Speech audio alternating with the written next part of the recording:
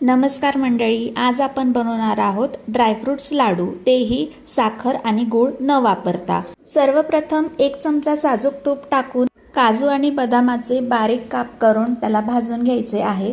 त्यानंतर साजूक तूप टाकून मगजबी आणि भोपळ्याच्या बियाही खरपूस भाजून घ्यायचे आहेत। त्यानंतर किसलेले सुखे खोबरेही मी इथे भाजून घेतलेले आहेत। खोबरेही आपल्याला जास्त भाजायचे नाहीत, थोडे हलकेसे भाजायचे आहेत। पुन्हा एकदा कढईमध्ये अर्धा चमचा साजूक तूप टाकून बेदाणे पण आपण भाजून घेणार आहोत। 2 चमचे खसखस आणि 2 चमचे तीळ ही आपण भाजून घेणार आहोत।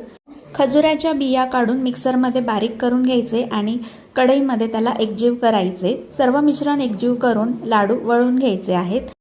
असे आपले गूळ आणि साखर न वापरता तयार आहेत आपले पौष्टिक आणि घरगुती ड्रायफ्रुट्स लाडू।